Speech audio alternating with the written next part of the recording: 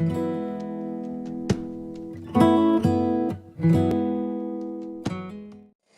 vamos hermanos, a comenzar en este día, domingo, lo que es la serie consecutiva que venimos llevando de Primera de Pedro. Para poder entrar a Primera de Pedro tenemos que recordar que Pedro fue uno de los apóstoles del Señor Jesucristo, probablemente uno de los más prominentes del Señor Jesucristo. Tenemos que recordar también que esta carta se escribe precisamente a los hermanos que estaban dispersos en las diferentes iglesias en Turquía alrededor del año 62 después de Cristo. Y necesitamos recordar también que los hermanos estaban padeciendo persecución. En ese sentido, Pedro escribe esta carta. Ese es el tenor de la carta. Recordarles que ellos deben estar conscientes, de que ellos deben estar animados, de que ellos deben realmente pensar no en las pruebas que están viviendo ahora, que van a ser normales porque Dios las está enviando para probar su fe, sino que deben poner su mente, su corazón y su vista en las cosas venideras. Recuerda que el Señor ha dicho que tenemos una herencia que es incorruptible, inmarcesible allá en los cielos y que está esperando por nosotros. También recuerda que el Señor ha prometido protegernos para su gloria en este tiempo. Por lo tanto, eso es lo que tenemos que tener en mente. No la aflicción, no la circunstancia, no la prueba, no la pandemia, no las dificultades, sino que poner nuestros ojos en la heredad, poner nuestros ojos en Cristo, para de ahí, en una forma mucho más dulce, poder pasar por las vicisitudes que estamos viviendo en estas circunstancias. Teniendo eso en mente, vamos a comenzar. Le quiero invitar a buscar el capítulo 2 de Pedro. Vamos a retomar desde lo último que quedamos. Efectivamente, el apóstol nos había dado algunas recomendaciones. Terminó diciendo que nosotros éramos linaje escogido, real sacerdocio, nación santa, un pueblo adquirido por Dios, pero que teníamos que efectivamente dar fruto y dar lumbre como ese pueblo. Dios había escogido al pueblo de Israel en el antiguo pacto para hacer la luz al mundo.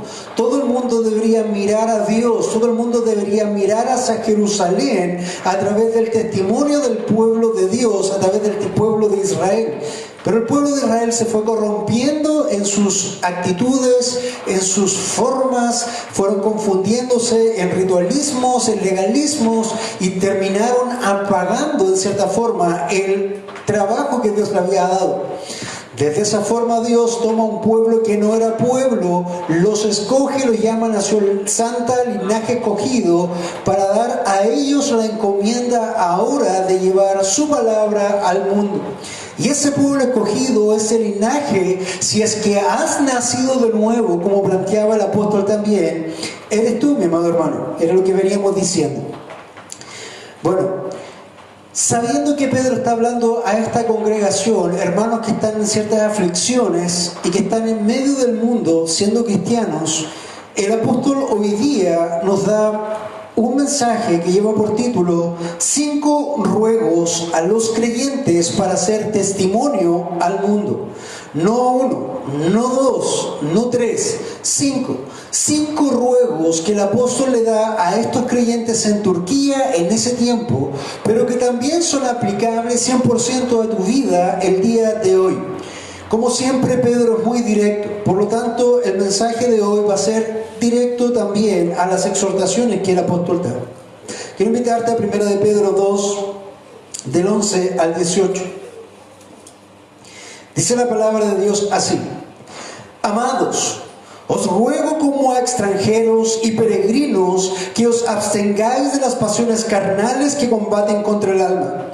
Mantened entre los gentiles una conducta irreprochable, a fin de que en aquello que os calumnian como malhechores, ellos, por razón de vuestras buenas obras, al considerarlas, glorifiquen a Dios en el día de la visitación. Someteos por causa del Señor a toda institución humana, ya sea al rey como autoridad, o a los gobernadores como enviados por él para castigo de los malhechores y alabanza de los que hacen el bien. Porque esta es la voluntad de Dios, que haciendo bien hagáis enmudecer la ignorancia de los hombres insensatos. Andad como libres, pero no uséis la libertad como pretexto para la maldad, sino empleadla como siervos de Dios. Honrad a todos, amad a los hermanos, temed a Dios, honrad al Rey. Era hasta el 17, mis amados hermanos. Amado Dios, vamos delante de su presencia en esta hora. Una vez más dando gracias por este domingo que nos permite, Señor, pararnos delante de este púlpito, que es tu púlpito. Señor, con temor y temblor, vamos delante de tu presencia para que seas tú, Señor, hablando en esta hora. Señor, calla este predicador, que no te sea un estorbo en la falta de elocuencia, en la falta de ideas, Señor, sino que sé tú de lo simple hablando a tu pueblo. Que cada uno de los hermanos que está en este lugar y también en sus hogares y algunas otras personas y hermanos o amigos que nos están viendo por las redes sociales, Señor, habla a cada uno de ellos en esta hora. Señor, si hay que exhortar, exhorta sus corazones. Si hay que animar, anima sus corazones como un bálsamo para que ellos puedan abrazar esa dulzura tierna de estar en tus brazos en sujeción a ti. También, Señor, si has de levantar muertos en esta hora, Señor, rogamos que lo hagas poniendo corazones de carne en lugar de corazones de piedra. Señor, obra para tu gloria en esta mañana a través de este mensaje que tú estás llevando a tu pueblo. Lo rogamos todo en el nombre de Jesús. Amén y amén. Entonces, mis amados hermanos, lo primero que nosotros tenemos que entrar a desarrollar es a quién está hablando Pedro. Pedro no está hablándole a todo el mundo, Pedro no está hablándole a todas las personas, Pedro no está hablándole a todos los que asisten a una iglesia o una congregación. Recuerda que Pedro lo dejó bien claro antes. Él decía, si habéis nacido de nuevo, si habéis gustado la benignidad de Dios, entonces ellos darán ciertos frutos. Pedro no está pensando, ni es ingenuo al pensar de que todas las personas que están en una congregación son hijos de Dios o han nacido de nuevo. Pero él está apuntando a aquellos que han nacido de nuevo y específicamente lo hace de una forma muy, muy especial. La forma tan especial, gracias hermano Mario, es la siguiente. Dice, lo primero a lo que hace referencia Pedro es amados. Amados, y se refiere, mis hermanos, de ese entrañable amor de Dios, ese amor ágape que ha caído sobre ustedes, ese amor que ha caído en la elección antes de la fundación del mundo y que nos ha separado de la condenación del infierno para llegar a ser ahora amados de Dios, hijos de Dios, pueblo escogido, nación santa. Entonces lo primero que tienes que ver es que esto no es para todo el mundo, ni siquiera para todas las personas que pululaban, podían pasar por las iglesias, sino para aquellos que efectivamente eran amados. Y es así como lo establece el apóstol. Estableciendo a quién le habla, es los ruegos que va a dar Pedro. Y son ruegos como imposiciones, porque van un ruego inicialmente, pero luego va imposición o una acción imperativa en cada uno de ellos. Amados, establece a quién le habla, los hermanos y creyentes de Turquía, en la dispersión, que están pasando aflicciones, pero también a aquellos que hoy nos ven y que tienen la misma cualidad de haber sido amados por Dios y que han nacido de nuevo en Cristo Jesús. Continúa el apóstol, amados, os ruego. Esa palabra originalmente es parakaleo. Parakaleo, y parakaleo denota literalmente un llamado al lado de uno. ¿Te has puesto a pensar cuando hay una discusión o hay algo que está mal, tú no vas a confrontar directamente a una persona y empiezas a gritarle en público, sino que en amor haces esto? Venga, podemos conversar, y lo llevas aparte.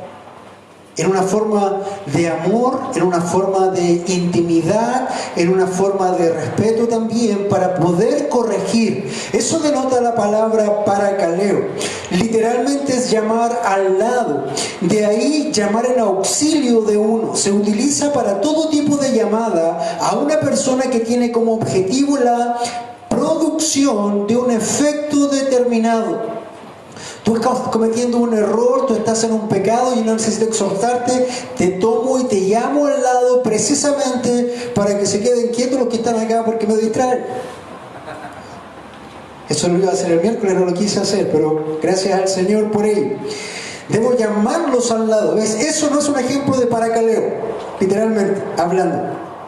Entonces, mis amados hermanos, esto hace un efecto determinado para producir en ellos una acción. Ese es un ruego. Y de aquí adquiere varios diferentes sentidos y matices de significado, como alentar, amonestar, confortar, consolar, exhortar, llamar. Y sin duda, el significado puntual que está usando el apóstol aquí, que es rogar. Les ruego. Tenemos entonces lo primero, ¿a quién está dirigido? Lo segundo, un ruego ferviente del apóstol, pero esto no es por cualquier cosa, sino que aquí te está denotando también una causalidad de por qué está haciendo eso, por qué está rogando a estos amados. Y la respuesta está en los versículos o en las palabras que siguen.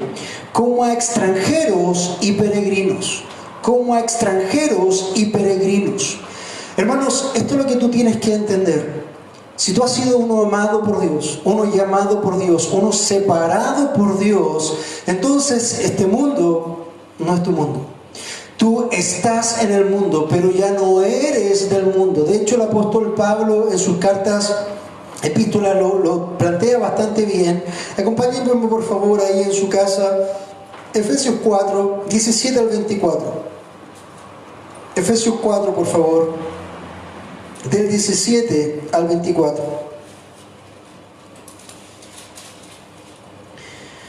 Pablo lo expone de la siguiente forma cuando Pedro está diciendo que les ruega, amados, porque ustedes son extranjeros y peregrinos. Deja ampliarte un poquito esta idea. Efesios 4, 17 al 24, Pablo dice lo siguiente. Esto digo pues, y afirmo juntamente con el Señor, que ya no andéis así como andan también los gentiles, en la vanidad de sus mentes, entenebrecidos en su entendimiento, excluidos de la vida de Dios por causa de la ignorancia que hay en ellos por la dureza de su corazón.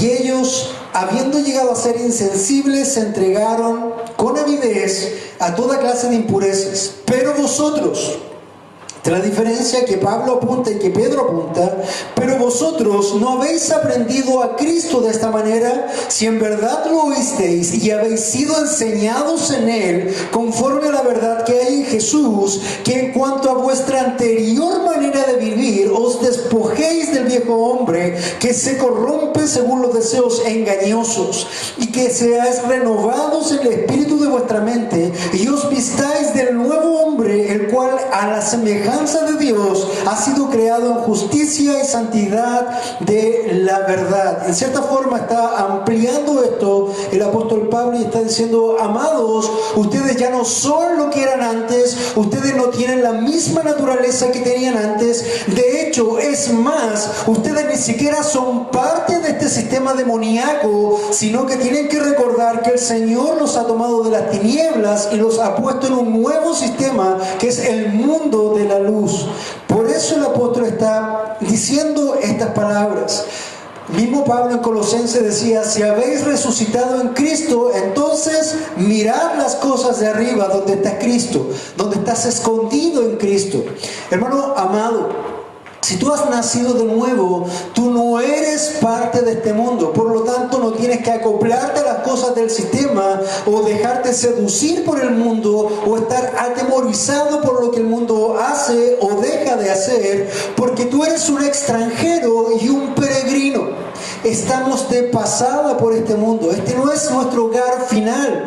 Esta es una carpa que hemos levantado para temporalmente habitar y después tenemos que ir a nuestra heredad, a nuestra herencia.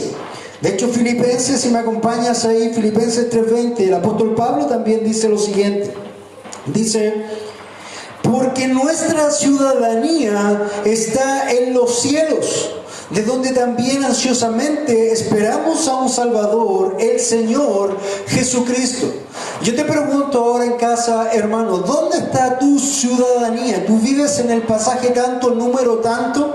Sí, temporalmente vives ahí, pero eso no es nada más que un domicilio temporal, porque tu ciudadanía, al ser un hijo de Dios, está en los cielos. Entonces, amado hermano, lo primero que debo ayudarte a entender para poder ir ordenando esto es que primero Pedro te llama amado. Y amados son los que han nacido de nuevo, los cristianos genuinos que han evidenciado su nueva forma de vivir a través de sus frutos. Ruega, paracaleo, llama al lado, pero también exhorta al mismo tiempo. ¿Por qué? Porque tú eres un extranjero y un peregrino. Tú ya no eres parte de este mundo. De hecho, tú, si recuerdo bien, tú moriste a ti mismo el día que Cristo te hizo nacer. ¿Recuerdas eso? ¿Recuerdas cuando estabas ahí en algún lugar, en algún momento de desesperación, o quizás no, y el Señor vino a ti y te hace nacer de nuevo? Una cosa que implica nacer de nuevo es que el viejo yo muere. Por lo tanto, mi amado hermano, eso es lo que tienes que entender. Por eso te hace este ruego como a extranjeros y peregrinos. Entendiendo este punto, o esta introducción, vamos a hablar los siguientes 5 puntos como a hombres y mujeres que han sido salvados por Dios y que están viviendo en una vida regenerada, genuina. No estoy hablando a falsos convertidos, no estoy hablando de hipocresía o de personas que tienen caras y caretas. Estoy hablando a los verdaderos hijos de Dios. Eso es lo que está tratando de hacer Pedro, está separando. Una vez que separa, entra directamente, y el primer punto es el siguiente. Primero, amado que has nacido de nuevo, punto 1, abstente de las pasiones carnales. Este es el ruego. Abstente de las pasiones carnales. Es lo que dice 1 de Pedro 2:11. Dice: el ruego es que os abstengáis de las pasiones carnales que combaten contra el alma.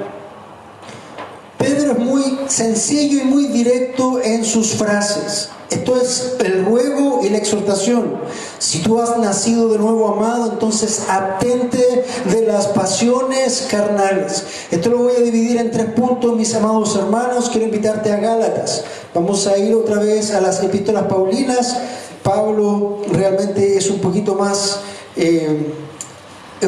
se extiende más en las conversaciones y él explica. Por favor, si puede llegar a Gálatas 5. En el punto de abstente de las pasiones carnales, quiero evidenciar cuáles son las pasiones carnales y cómo debes abstenerte de ellas. Es lo que dice el apóstol Pablo. Lo primero que evidencia es que necesitas abstenerte de las pasiones carnales, puesto que estas pasiones carnales no están en línea con tu nueva naturaleza, no están a favor de tu espíritu, sino que están en contra. Pablo lo dice así en Gálatas 5, 17 y 18. Dice: porque el deseo de la carne es contra el espíritu. Si te fijas, ahí hay un versus. Esto está batallando con esto. Porque el deseo de la carne es contra el espíritu y el del espíritu es contra la carne. Pues estos se oponen el uno al otro. Hermanos, no hay amistad entre la carne y el espíritu.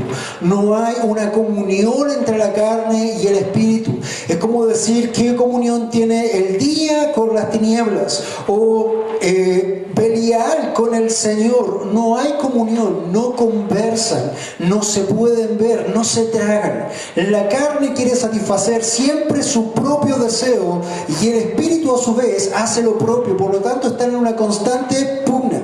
Porque el deseo de la carne es contra el espíritu y el del espíritu es contra la carne. Pues estos se oponen el uno al otro, de manera que no podéis hacer lo que deseáis. Y el 18 dice, pero si sois guiados por el Espíritu, no estáis bajo la ley. Y hermano, así como Pedro ha puesto un condicional, si habéis nacido de nuevo, si habéis gustado, en otras palabras, si de verdad eres un hijo de Dios, Pablo hace lo mismo. Fíjate el condicional que usa en el 18. Pero si sois guiados, ese sí es un condicional. Si de verdad tú, que profesas ser cristiano, estás siendo guiado por el Espíritu Santo, entonces ya no estás bajo la ley. Y en este sentido ya no eres dominado o no tienes que obedecer a la ley de tus miembros, a la ley de tu carne. Eso es lo primero que tienes que ver. En este punto de absténgase de las pasiones carnales que está diciendo Pedro, Pablo nos amplía y nos dice que hay una lucha de la carne contra el espíritu. Esto no lo tienes que buscar en libros muy avanzados ni autores muy renombrados. Esto simplemente tienes que evidenciarlo cuando tú tienes una confrontación contra el espejo, cuando tienes una confrontación con tus pensamientos. Simplemente cuando estás solo en casa, cuando nadie te ve, es ahí donde viene esa confrontación, es ahí donde tú puedes evidenciar si esto pasa o no. Cuando nadie está mirando lo que haces o nadie sabe lo que estás pensando, ahí viene la pugna. ¿Te parece conocido, verdad? Todos en algún momento lo hemos evidenciado así. Pero no solamente Pedro nos dice que debemos abstenernos de las pasiones carnales que combaten contra el espíritu, sino que también debemos reconocer, hermanos, cuáles son estas pasiones carnales. Pedro no lo dice específicamente acá, pero Pablo sí. De hecho, Gálatas 5, 19 al 21 nos da un listado para que tú puedas reconocer cuáles son las pasiones carnales. Del 19 al 21 dice lo siguiente. Este es el checklist. Si estás anotando, haz un checklist para que veas cuáles son estas pasiones en las cuales tú no tienes que involucrarte. Dice, ahora bien, las obras de la carne son evidentes, las cuales son inmoralidad. ¿Te suena eso en las redes sociales, en la televisión? Impureza, sensualidad. Hombre, cómo te relacionas con las mujeres, mujer, cómo te vistes en general, qué estás provocando. Idolatría. ¿Cuáles son los dioses a los que están sirviendo? ¿Al trabajo, al dinero, a la pandemia, al miedo? ¿A quién? ¿A quién estás sirviendo? Hechicería. Hermanos, esto no es nuevo. Hay grandes problemas de hechicería también en el Antiguo Testamento, hay grandes problemas de hechicería en el Nuevo Testamento y hay grandes problemas de hechicería también en la actualidad. Si no me crees, busca en alguna parte un diario y vas a encontrar el zodiaco. Eso es hechicería.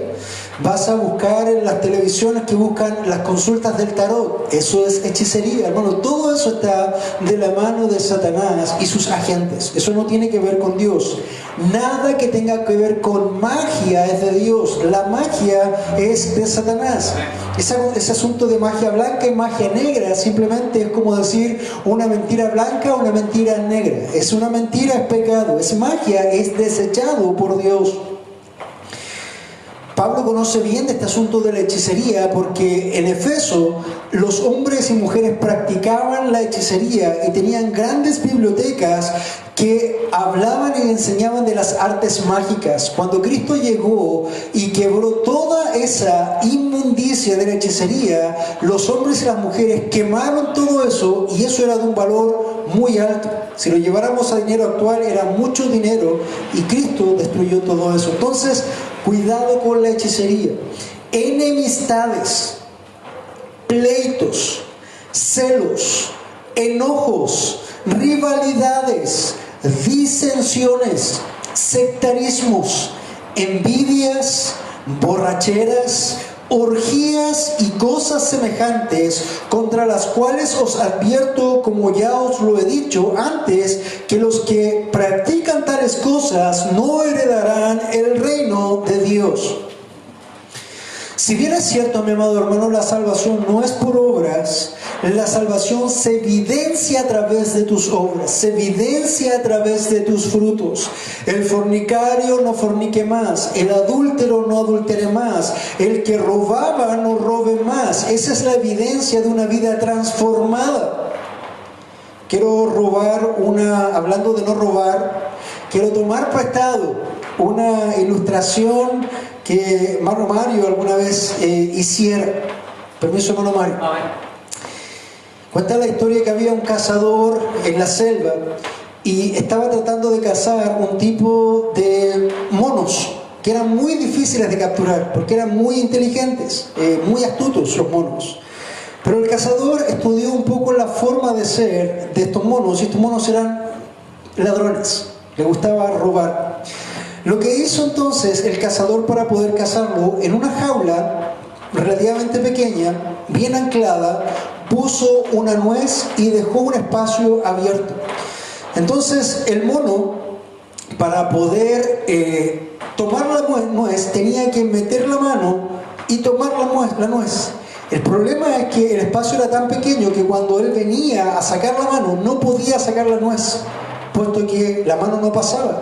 Y ahí el mono se autocapturaba, solamente evidenciando lo que había en su deseo. Lo único que quería era esa nuez. El cazador, cuando escuchó que había sonado la trampa, se acercó, ni siquiera corriendo, se acercó normalmente y veía al mono cómo luchaba para salir, pero el mono no soltaba la nuez. Y él pacientemente caminó hasta que llegó al lado del mono y lo capturó. Muchas veces nosotros somos así. Siempre tenemos la salida, pero no queremos soltar la nuez, ¿verdad? Este mono siempre pudo haber salido, pero no soltó la nuez, y por eso, hermanos, finalmente cayó en eso. Esto evidencia un verdadero hijo de Dios, porque el hijo de Dios, por más que esté enganchado de algún pecado, mi hermano, cuando el Señor trabaja en su vida, él va a ser transformado y no va a tener necesidad de esa nuez.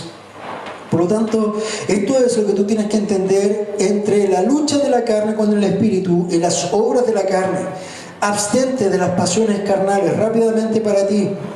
Eran inmoralidad, impureza, sensualidad, idolatría, hechicería, enemistades, pleitos, celos, enojos, rivalidades, disensiones, sectarismos, envidias, borracheras, orgías y cosas semejantes. Hermano amado, ¿estás atrapado en alguno de estos vicios? Hoy día, manifestándote como hijo de Dios, ¿estás viviendo alguno de estas obras de la carne o estas pasiones carnales?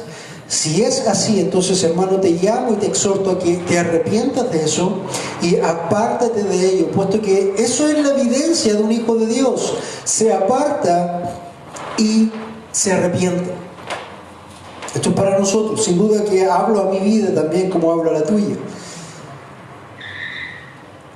Ahora, cuando nosotros hablamos de abstenerse de las pasiones de la carne que combaten contra el alma, la pregunta es entonces, así como tenemos una lista de las obras de la carne y de las pasiones que no son buenas, también Pablo nos da una lista de aquellas obras que son buenas y que demuestran un espíritu que realmente está madurando.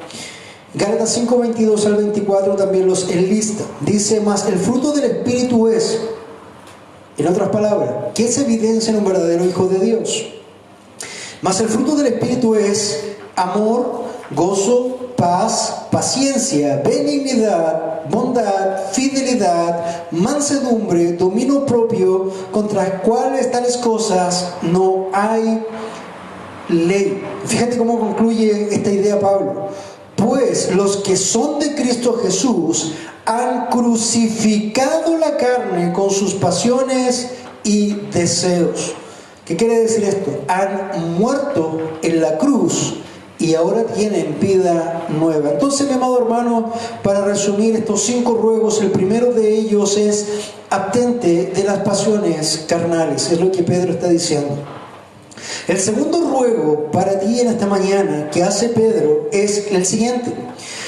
Mantén entre los inconversos una conducta irreprochable. mantén entre los inconversos una conducta irreprochable.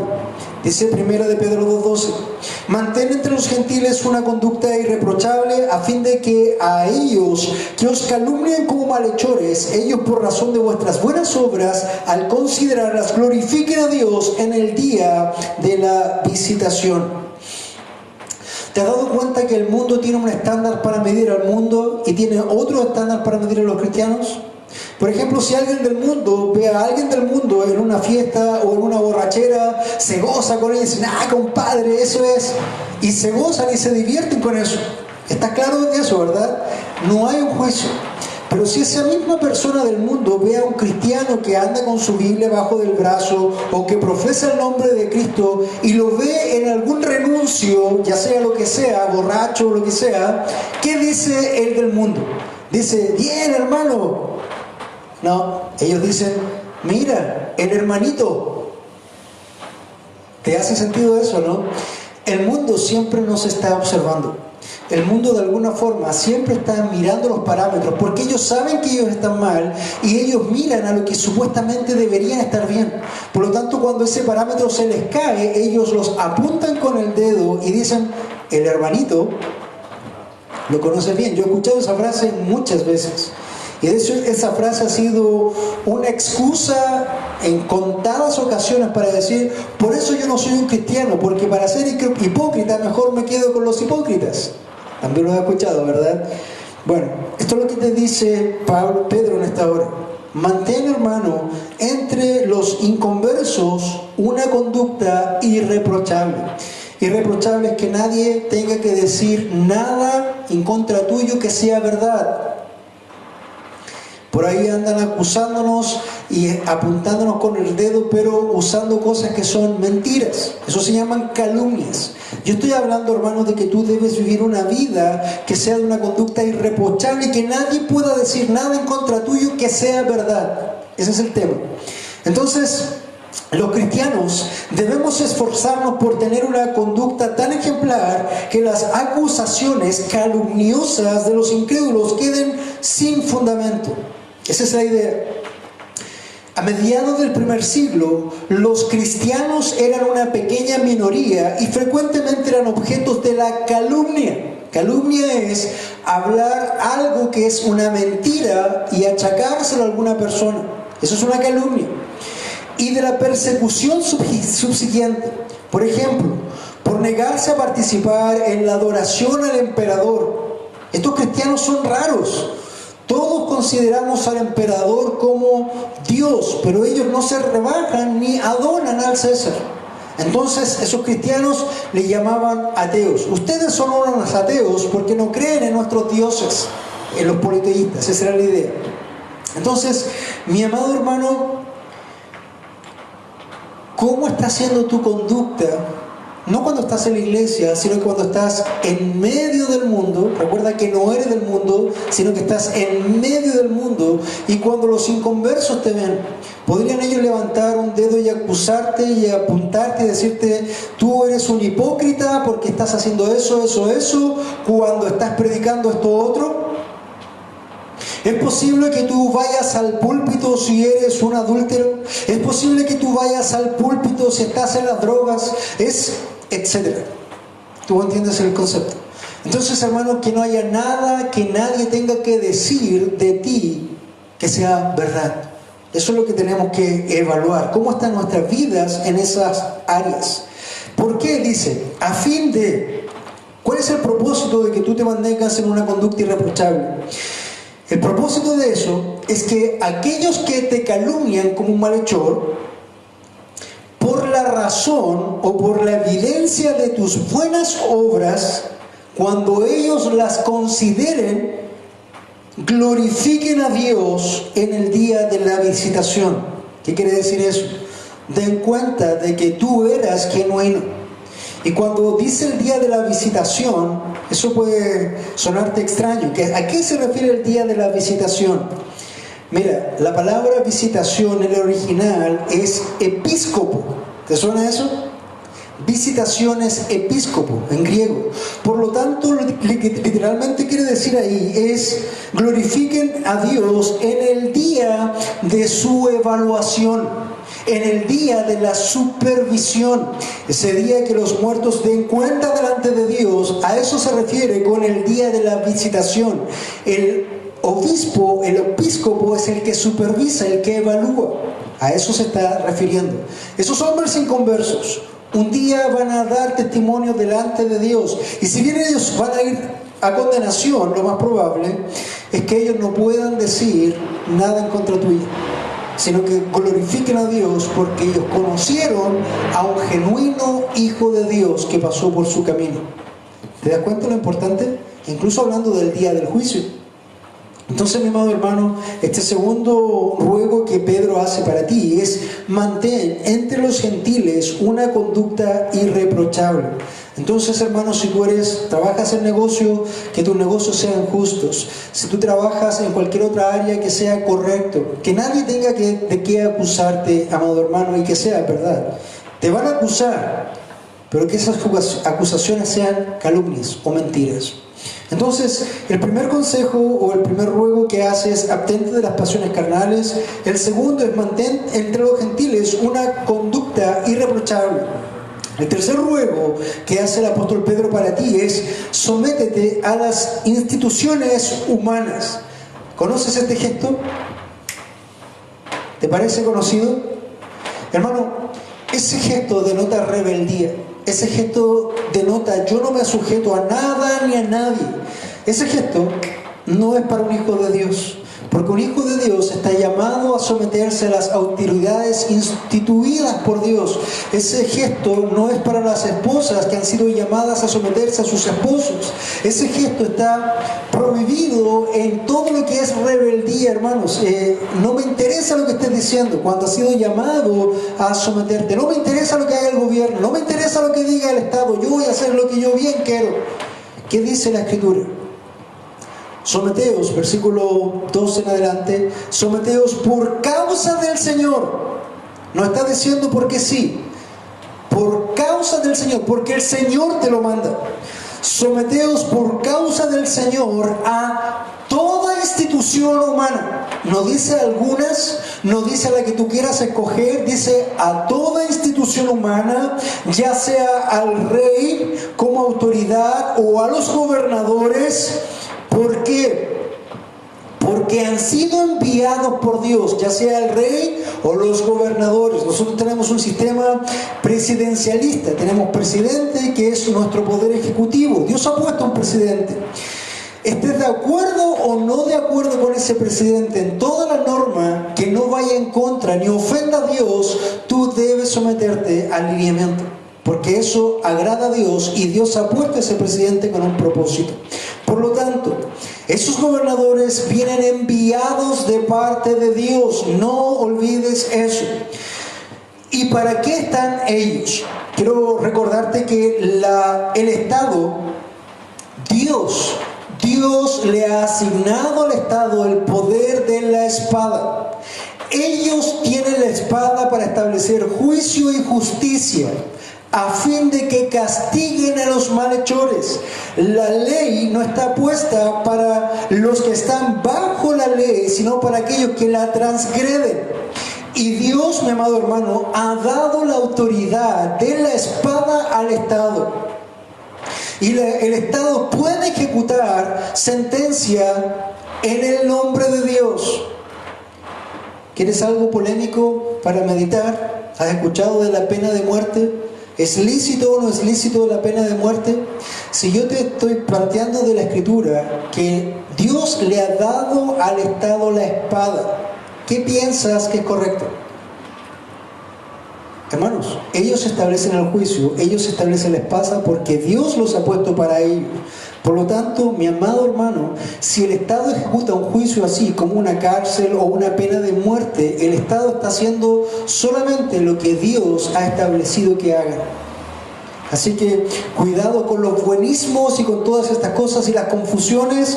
El Estado tiene su rol, la Iglesia tiene su rol y son totalmente diferentes. De hecho, el Estado tiene la espada, la Iglesia tiene las llaves. Nosotros no tenemos la espada, nosotros tenemos las llaves del reino, que es el Evangelio. El Estado pone el orden, por lo tanto Dios te llama a someterte a toda autoridad. ¿Por qué? Porque ellos están para el castigo de los malhechores, y dos, porque ellos están para la alabanza de los que hacen bien. Porque esa es la voluntad de Dios, que haciendo bien hagáis enmudecer la ignorancia de los hombres insensatos. Por ahí se han levantado muchos opositores a este gobierno o a otro gobierno, da lo mismo de qué lado del color político estés. Dios no dice sométete si son de izquierda o sométete si son de derecha. Dios te dice sométete a las autoridades porque han sido puestas por Dios.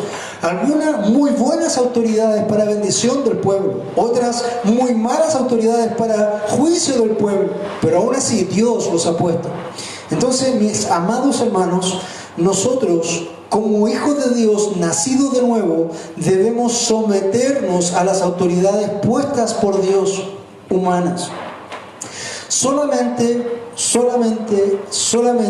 hay una supraley a esto: que esa autoridad humana vaya en contra de la autoridad divina. Entonces tú tienes que recordar esto. Un autor lo expuso así: nunca debes recordar que es Jesús el que da la autoridad o delega la autoridad al Estado. Por lo tanto, no es el Estado el que puede normar o no normar lo que Jesús hace o deja de hacer. No se confundan. Es Jesús el que delega el poder a la autoridad, no al revés. Entonces, mi amado hermano, ¿cuándo nosotros podríamos dejar de someternos a la autoridad? Cuando la autoridad esté en franca rebeldía o prohibición contra el avance de la palabra de Dios. Un ejemplo para ellos, y que son puntuales. Los fariseos, los ancianos de Israel, establecieron que cuando Pedro y sus secuaces para ellos hablaran del nombre de Jesús, ellos pusieron una prohibición. Te prohibimos, ellos eran la autoridad, prohibimos que tú hables en ese nombre. Y Pedro salió, hermanos, y empezó a predicar en el nombre de Jesús.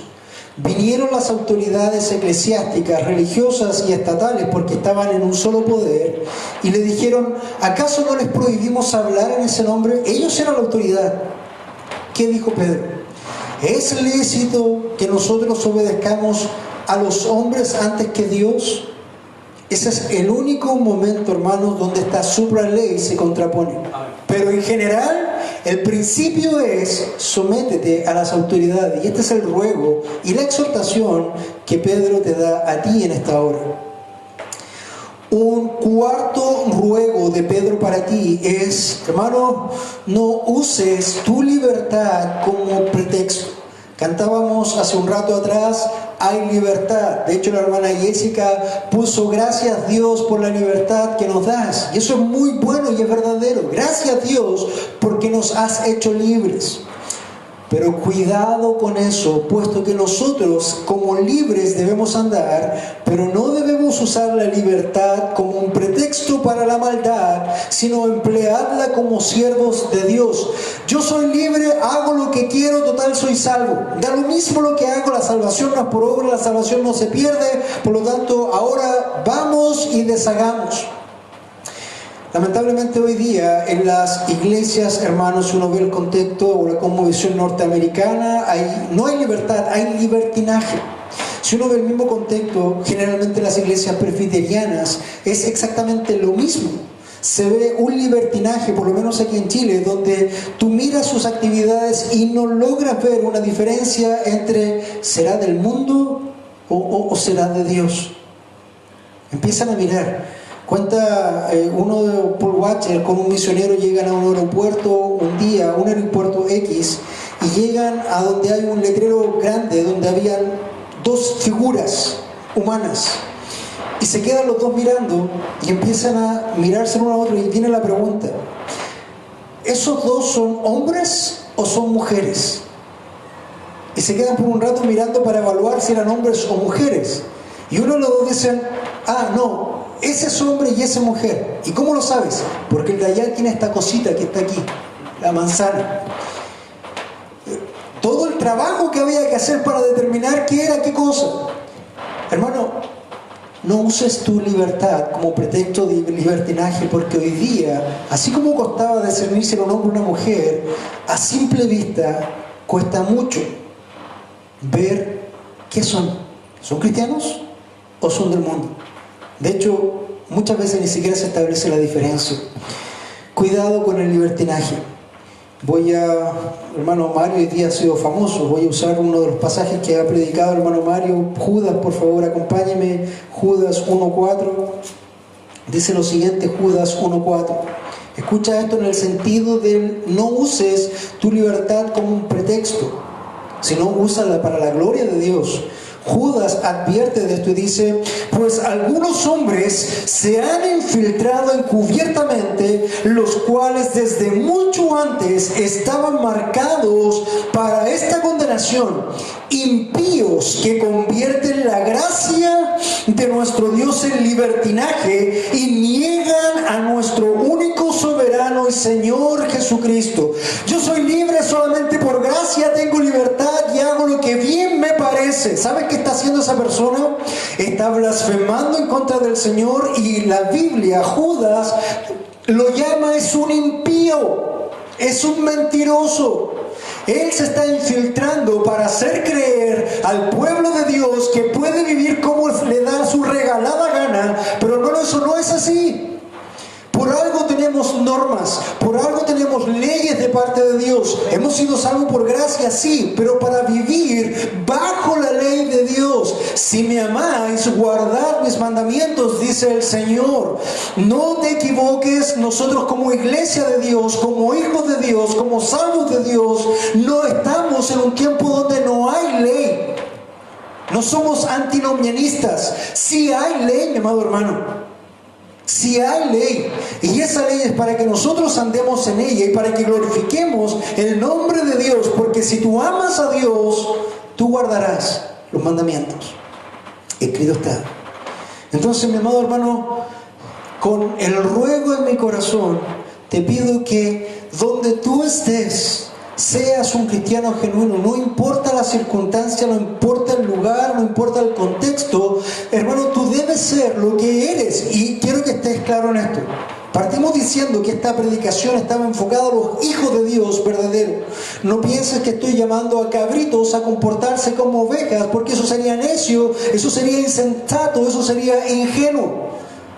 Alguien dijo por ahí que cuando se comparte el Evangelio en forma errada y en 5 minutos tú compartes el Evangelio y tienes una persona y por los 50 años gastas el tiempo para discipularlo y nunca tiene fruto. ¿Sabes por qué? Porque en 5 minutos tú discerniste que ese el cabrito era oveja, pero nunca fue oveja, y gastaste los 50 años siguientes en discipular un cabrito. Hermano, esto es para los hijos de Dios. Si tú has nacido de nuevo, entonces tú debes, y este es tu ruego, tú debes comportarte a la luz de lo que eres. Esto no tiene que ver con una imagen falsa, esto no tiene que proyectarse algo falso, hermano. Esto ni siquiera se trata de hacer, eso se trata de ser. Si tú evidencias ese ser nuevo en Cristo, eso se va a mostrar en todo lugar, en todo contexto donde tú estás, y jamás vas a usar tu libertad para el libertinaje. Cuidado con ello. No uses la libertad como pretexto.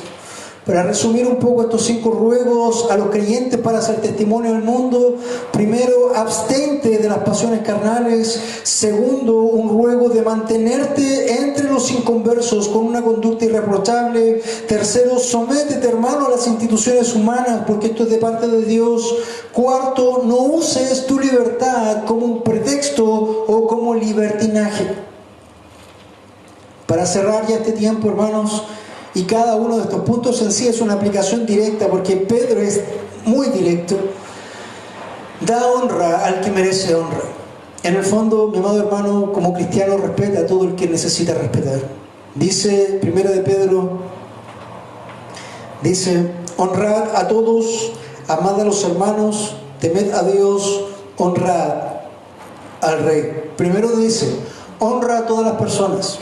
Independientemente de lo que sean ellos o no sean ellos, tú trata a las personas con dignidad y con respeto. Se lo merezcan o no se lo merezcan, hermano, tú eres un hijo de Dios, tú eres diferente. Tú has sido rescatado. Tú no eres como el resto del mundo. Si viene alguien y acusa o usa un lenguaje vulgar para tratarse con algo, eso es el mundo tratando al mundo. Pero tú recuerda que no eres del mundo. Recuerda que ya no estás aquí como uno que pertenece a este sistema maligno y demoníaco, sino que estás temporalmente y de paso como un extranjero y peregrino, porque tienes una ciudad celestial a donde vas a llegar y esa es tu morada eterna. Entonces honra todo, ama a los hermanos. Al principio decía amados.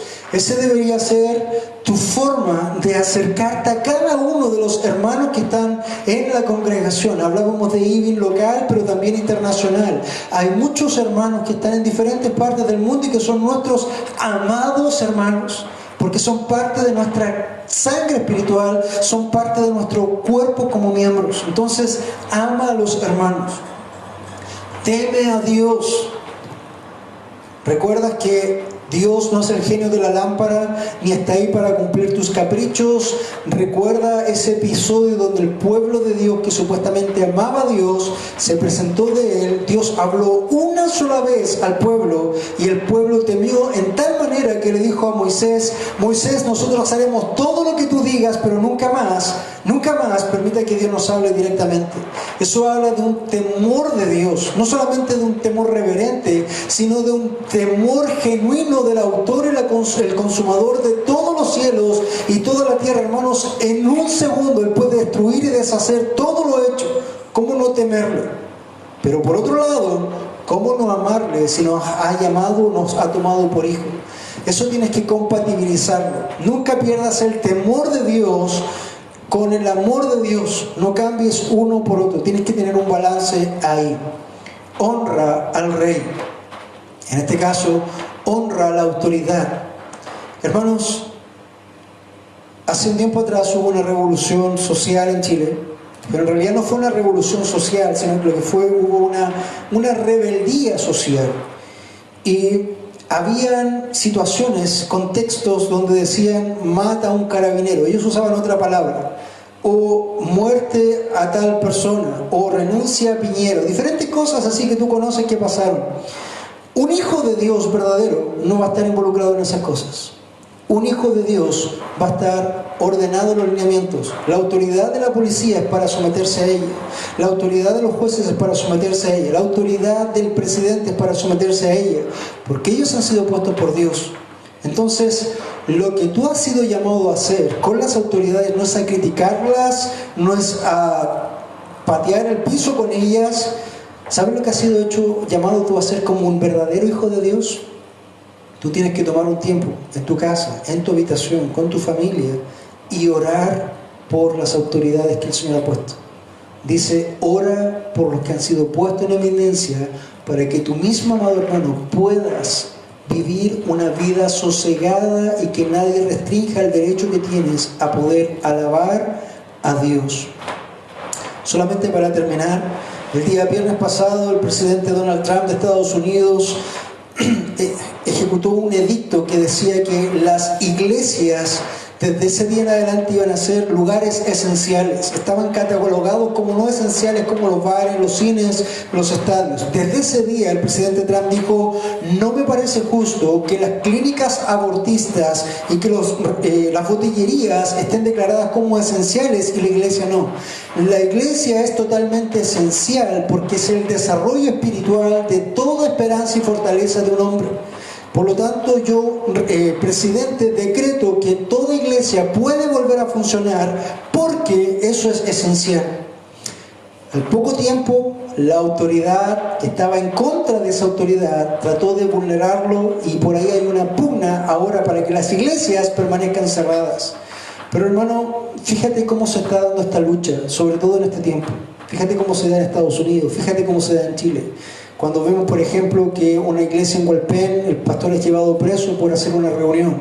Cuando vemos que una iglesia en Valparaíso es infiltrada por carabineros cuando estaban en un culto cumpliendo toda la ley.